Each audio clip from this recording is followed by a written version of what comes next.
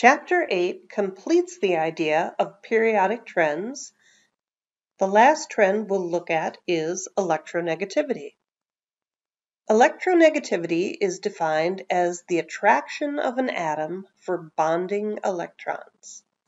So if one has an atom and it encounters an electron, it will gain that electron and become an anion. So looking at the valence band of an atom, which vacancies are more attractive to an electron, green or pink? Now remember, electrons have negative charges, and they want to get as close to the nucleus as possible. So that would mean the pink vacancy would be the more attractive one for the electron. So low electronegativity is when the vacancies, which means the empty slots where an electron can be placed, are far from the nucleus, and high electronegativity means the vacancies are close to the nucleus. So let's look at the atoms in the second period. Which element in the second period has the highest electronegativity? Well, if we look at where the lowest energy vacancy is, it belongs to fluorine. Although neon has electrons that are closer to the nucleus, we need a vacancy, and neon's vacancy is in the 3s orbital. So our choice is fluorine.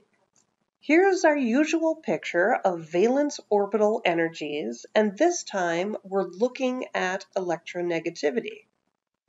As mentioned in the previous slide, noble gases will have the electron added to the next sublevel in energy. So really, one is just considering all the other elements except for noble gases. Potassium would be an example of an atom with low electronegativity because the electron that is added will be far away from the nucleus. Fluorine is the most electronegative element on the periodic table. When an electron is added to fluorine to make F1-, it is able to get very close to the nucleus. So that brings up the actual numeric value of electronegativity. Electronegativity is represented as chi and is a unitless number based on ionization energy. So students aren't expected to memorize these numbers, but you should memorize the trends. As you can see, fluorine is the most electronegative element on the periodic table. Electronegativity increases going from left to right across a period, and decreases going down a group. So when one thinks of electronegativity trends, please exclude the noble gases. High electronegativity elements live in the upper right on the periodic table, and low electronegativity elements live in the lower left of the periodic table. The gold medal winner of the most electronegative element on the periodic table is fluorine. Oxygen is the silver medalist, and nitrogen and chlorine are tied for the bronze medal. So here are some questions for you. Pick the largest and smallest atoms. I hope that you have a periodic table in front of you. I'll go check my own. Here is a periodic table with those choices circled, and we want the smallest atom and the largest atom. So perhaps you remember the tiny, angry Chihuahua and the large, sleepy Great Dane.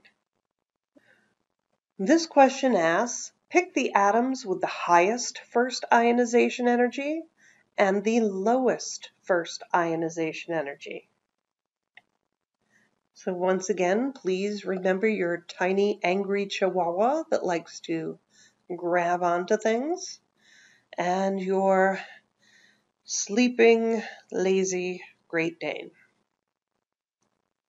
This one asks, pick the most electronegative and least electronegative atoms. For this question, remember to exclude noble gases. They have very stable electron configurations and they do not want to gain an electron. And if they did, it would go into the next sublevel in energy.